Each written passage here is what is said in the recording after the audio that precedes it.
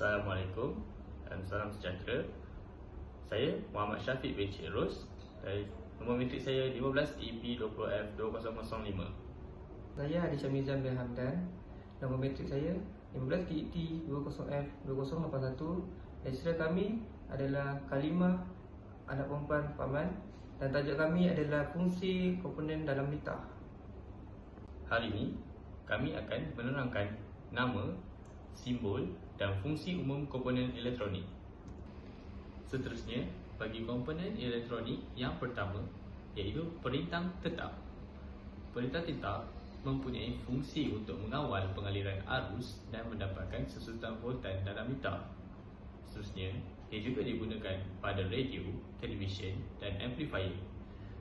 Dan ia juga sebagai unit sukatan yang diukur dalam ohm. Ini adalah contoh simbol bagi dalam litah. Seterusnya, kod warna perintang tetap. Bagi jalur pertama, jalur kedua dan jalur ketiga mempunyai kod warna iaitu hitam, perang, merah, jingga, kuning, hijau, biru, ungu, kelabu, putih. Dan setiap kod warna tersebut mempunyai nilai-nilai tersebut. Contohnya hitam mempunyai nilai kosong. Kalau perang memegang nilai 1, merah memegang nilai 2, jingga memegang nilai 3, kuning memegang nilai 4, hijau memegang nilai 5, biru memegang nilai 6, ungu memegang nilai 7, kelabu memegang nilai 8, putih memegang nilai 9. Dan seterusnya, kod warna jalur keempat iaitu emas, perak ataupun tiada warna. Dan tersebut mempunyai peratus nilainya iaitu emas 5%, perak 10% dan tiada warna adalah 20%. Seterusnya, saya akan menerangkan cara untuk kita mudah ingat bagi setiap kod warna itu. Contohnya, hanya padamu jiwaku hancur berderai untuk kekasih pertama, iaitu hanya adalah hitam, pada adalah perang, mu adalah merah, jiwa adalah jingga, ku adalah kuning, hancur adalah hijau, berderai adalah biru, untuk adalah ungu, kekasih adalah kelabu, pertama adalah putih. Selain itu juga terdapat cara lain juga iaitu Haji Pak Mat jiran kita hidup berkebun ubi kayu putih. Seterusnya, ini adalah contoh untuk mengira nilai perintang. Contohnya, bagi lain pertama merah ialah 2, kedua adalah perang ialah 1, seterusnya adalah biru adalah 6 dan perak ialah 10% dan total nilainya adalah 21.6. Okay, seterusnya kami akan menerangkan perintah melalui laras. Okay, ini adalah contoh perintah melalui laras. Okay, yang ini adalah simbol perintah melalui laras. Fungsinya adalah mengawal jumlah arus yang mengalir dalam litah dan digunakan dalam radio, televisyen, kipas angin dan ketuhar. Okay, nilai perintahnya dapat dilaraskan dari kosong hingga nilai maksimumnya. Seterusnya, kami akan menerangkan diod pemancar cahaya LED. Ini adalah contoh diod pemancar LED. Fungsinya adalah untuk penunjuk saja, bercahaya apabila adanya arus mengalir melaluinya. Arus mengalir pada satu arah saja, digunakan dalam alat elektronik sebagai lampu penunjuk, alat hi-fi, lampu disco. Seterusnya, kapasitor. Ini adalah kapasitor elektronik dan bawah ni pula kapasitor seramik.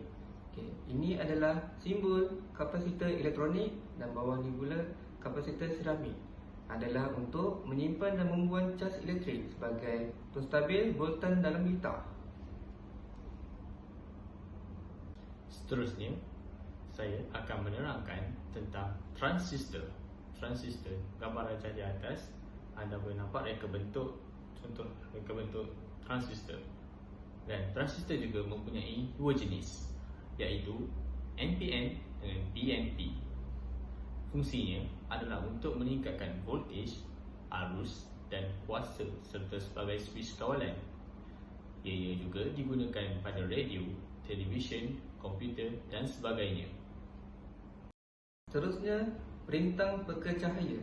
Ini adalah perintang peka cahaya dan ini adalah simbol perintang peka cahaya. Fungsinya adalah sebagai perintang boleh ubah nilai rintangan tergantung pada cahaya yang diterima. Nilai rintangan menjadi rendah apabila didedahkan kepada cahaya. Digunakan dalam alat-alat elektronik, kendalian cahaya seperti kamera automatik, lampu malam automatik dan sebagainya. Seterusnya ialah buzzer. Bagi sebelah kiri saya, ini adalah contoh gambar rajah bagi buzzer. Okey, buzzer ialah untuk menghasilkan bunyi apabila disambung ke punca bekalan dan digunakan sebagai penggerak. Wayar penghubung pada buzzer biasanya dalam kod warna hitam iaitu negatif dan warna merah ialah positif. Jika sambungan salah, ia tidak akan berfungsi. Okey, seterusnya pembesar suara. Ini adalah gambar rajah pembesar suara dan ini adalah simbol pembesar suara. Fungsinya adalah untuk menukarkan gelombang elektrik kepada gelombang bunyi. Dilabelkan dengan nilai impedans dan kadaran kuasa. Nilai impedans dalam unit ohm dan kadaran kuasa dalam unit watt. Seterusnya, saya akan menerangkan jenis-jenis switch, iaitu switch tekan tutup di sebelah kanan saya, switch tekan buka di sebelah kiri saya, dan di atas saya ialah switch toggle. Bagi switch tekan tutup, ianya ialah untuk mengalihkan arus elektrik apabila ditekan dan berhenti apabila punat dilepaskan.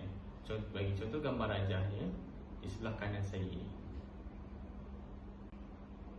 Bagi switch tekan buka, ianya untuk memutuskan aliran arus apabila punat ditekan dan menyambung semula bekalan arus apabila punat dilepaskan. Bagi contoh gambar rajah, ianya di sebelah kanan saya. Seterusnya, switch toggle. Ianya digunakan untuk membuka dan memutuskan arus. Dikenali sebagai switch satu kutub satu arah, iaitu SPST. Contoh gambar rajah di sebelah kanan saya ini.